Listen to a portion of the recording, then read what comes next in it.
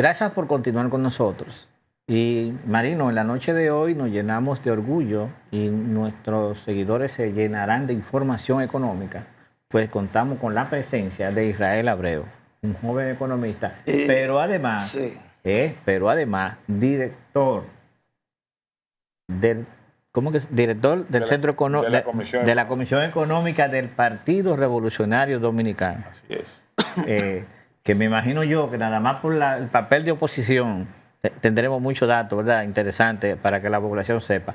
Pero vamos a llevarlo, perdón que no te dé antes de esta introducción, en favor de que los que nos están mirando, que no son economistas, encuentren una manera de ellos cómo hacer rendir su chelito y cómo manejar esta crisis que se soporta en las guerras, en el petróleo, en el dólar que sube y que baja, pero que en la población nada más se siente cuando sube, no se siente cuando baja, cosa que ha sido tradicional de todos los gobiernos que hemos tenido. Así es. La diferencia quizás ha sido la forma en cómo la hayan administrado los diferentes gobiernos.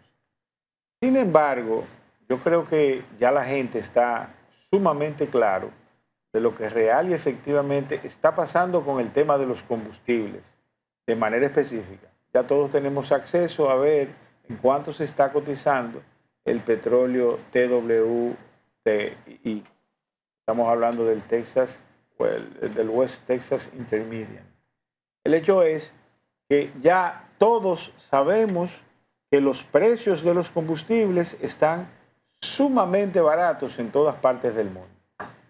Exhortarles también que inclusive en el mismo Estados Unidos pueden ver el llamado de Donald Trump, pues en Estados Unidos sí funciona el libre mercado en cuanto se trata al precio del gasoil, la gasolina y cualquier otro derivado del petróleo, exhortándole a las estaciones a que bajen el precio. Entonces, en ese orden, lamentablemente en República Dominicana, en virtud de una crisis internacional que si real y efectivamente la hay o la hubo en un momento determinado, pues eso no necesariamente era óbice para que se creara una reforma de carácter tributario, porque esa excusa simplemente no era suficiente. Y Marino, y usted honorable, me gustaría, si la excusa era esa, pues entonces la reforma fiscal ya no tiene ningún sentido de ser, esos nuevos impuestos, porque ya no hay crisis. Independientemente de que se esgriman los hechos sucedidos en el Estrecho de Hormuz y la relativa paralización de algunos de los buques que cruzaban por ahí, pues nosotros, en el peor de los escenarios, solamente pagamos combustible a $115 el barril del petróleo. Y les recuerdo que en el año 2008 el TWI se cotizó en $146. Esa era una real crisis.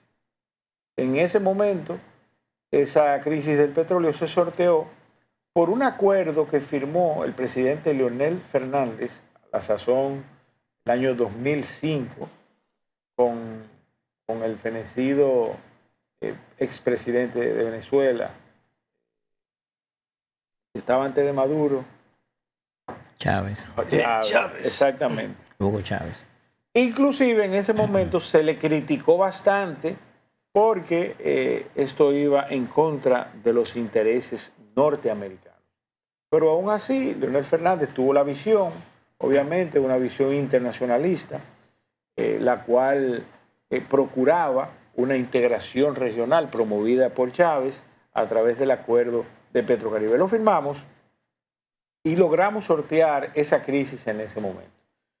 Pues se da la situación en el contexto actual, no había ninguna alternativa porque no se planificó ninguna alternativa. Si nosotros tuviésemos gerentes capacitados, administradores, planificadores al frente de la cosa pública, es muy probable que se hubiese podido negociar en ese momento en donde el petróleo estaba sumamente caro, que nos hiciesen algún tipo de exención al respecto del pago de esos valores. Y me refiero a pedírselo a Estados Unidos. porque nosotros tenemos relaciones comerciales estrechas con Estados Unidos. Y la balanza de pago entre República Dominicana y Estados Unidos es sumamente deficitaria para nosotros. Es muy posible que de hecho ellos estuviesen esperando que el gobierno dominicano se acercara a ellos y le diga, miren, nosotros no podemos pagar ese petróleo, nuestra economía no lo resiste. Sin embargo, nadie pidió que lo ayudaran con eso. Y yo entiendo que por algunas carencias de tipo profesional en cuanto a la gestión diplomática se refiere. A todo esto, hoy tenemos el precio del barril del petróleo en alrededor de $69. Yo tengo estudios que versan al respecto, que en función del miércoles pasado, el dominicano está pagando 40 pesos más por galón de gasolina y casi 60 por galón de gasoil. Oigan bien lo que le estoy diciendo. Un sobreprecio, no estoy hablando de un sobreprecio, ¿verdad? El precio del barril del petróleo, la tasa de cambio que está estable por debajo de 60, ¿sí? Y todos los impuestos que pululan alrededor de los derivados del petróleo, y estamos pagando, vuelvo y les repito, 40 pesos por galón de gasolina y 60 pesos por galón de gasoil en algunos casos. A todo esto, vimos a Paliza referirse a la reformulación del presupuesto, en virtud de que ya no hay crisis, ya el precio del barril del petróleo está bajo, la tasa del dólar está estable, y la premisa de esa reforma tributaria para estabilizar la macroeconomía, que no era estabilizar la macroeconomía en realidad, y ojalá hay algunos amigos del sector financiero y económico me estén viendo, la realidad era para equilibrar las finanzas públicas, para ayudarse a mejorar la finanza pública, que tenemos un déficit de más de 25 años y que sigue estando. Eso iba a representar el 0.5% de un déficit de un 3%, eso era menos de un cuarto por ciento. Entonces, en ese escenario nos encontramos actualmente, ¿verdad? Crean una reforma de manera subverticia que la aprueban en 5 días, ¿verdad?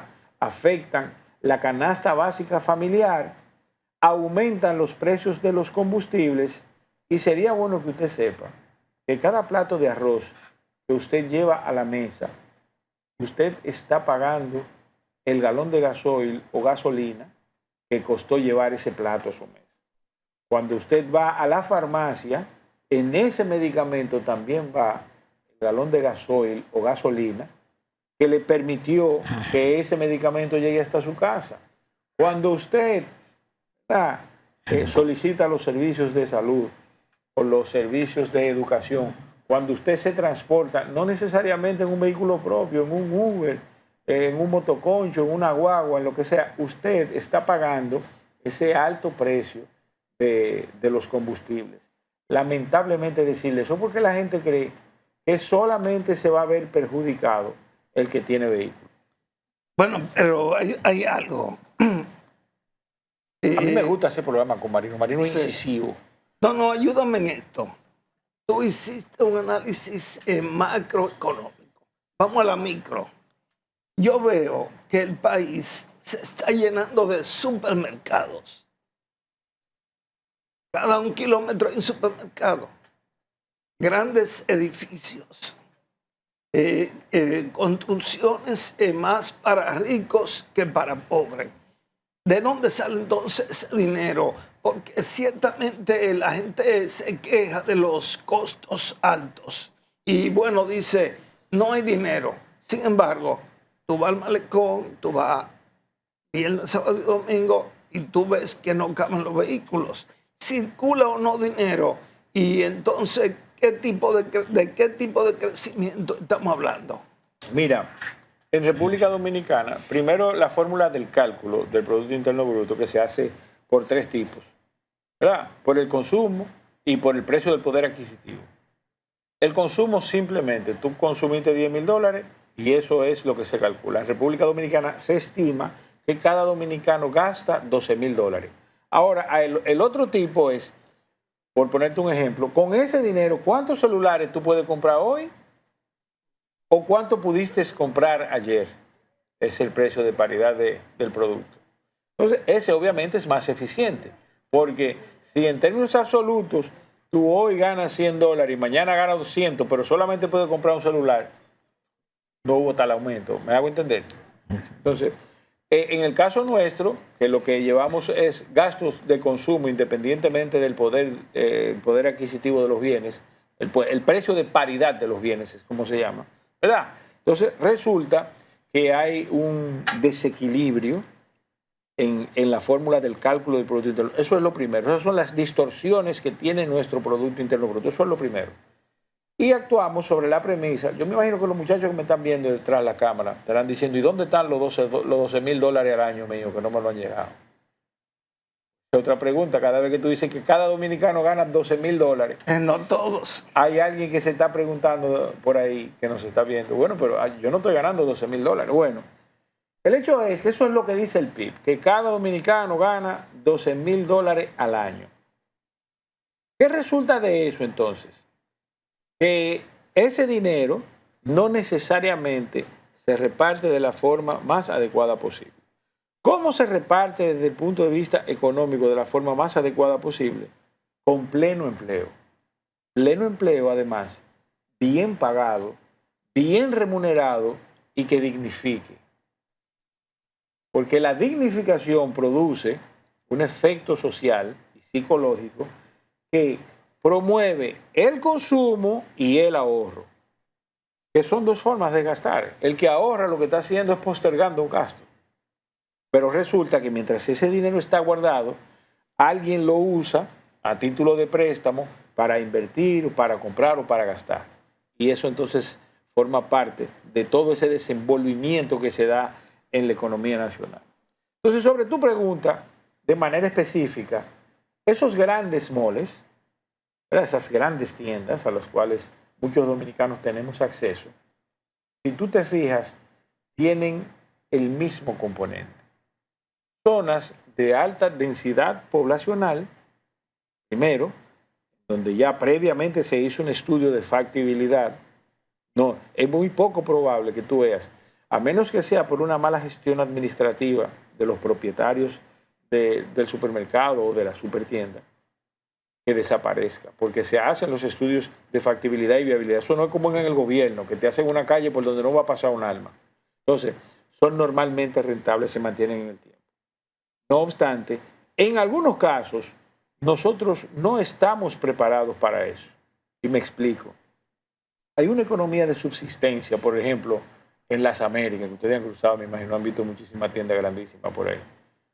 Eso liquida todas esas economías de subsistencias, tiendas, colmados, canquillería, tiendecita, todo eso desaparece de ese ecosistema. Y a veces, en el caso específico de República Dominicana, crea más un problema de tipo social que una solución. ¿Por qué? Por lo inequitativo de la distribución de las riquezas que genera nuestro país, que es el principal problema que tenemos. Yo quiero poner el símil porque acabo de llevar de China y dentro de 60 países formé parte, representando a República Dominicana, duré 3 meses en China.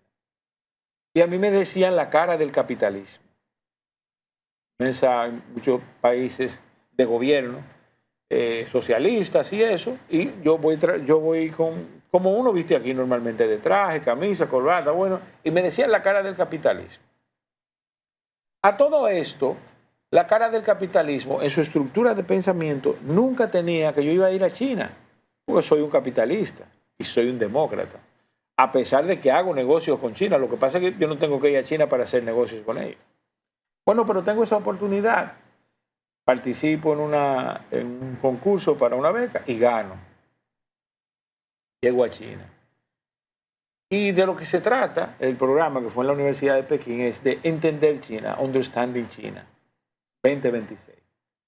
Y durante todo ese periplo, donde nos enseñaron desde filosofía, cultura, educación, economía, política y gobernanza, China, ¿verdad? Resulta que conocí obviamente visité varias provincias, conocí a ciudadanos que tenían trabajo, y que tenían trabajo digno. Y ahí voy a responder a un prejuicio y a un complejo que tenemos los dominicanos.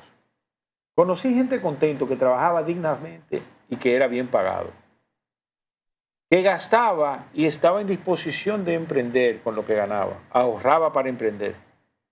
Y tercero, conocí a un ciudadano feliz que no estaba en buscarse problemas, ni siquiera le interesaba saber quién es que está gobernando, porque tenía sus dos problemas básicos resueltos. ¿Me hago entender? Y una población trabajadora. Y con eso les respondo lo siguiente, Marino, ¿verdad? Sobre lo micro, sobre lo que está pasando debajo. Por eso, China tiene a 1.400 millones de personas socialmente estables, porque tienen trabajo, porque gastan, porque invierten, y porque esa combinación de dignificación del trabajo y de poder producir lo que necesitan para ahorrar, para invertir, para gastar, la sociedad se lo permite. Nosotros no tenemos. En nuestro país nosotros no podemos controlar ni a los foques. Ni a los foques podemos controlar. Pero vamos a la pausa y entramos con eso. Vamos a la pausa.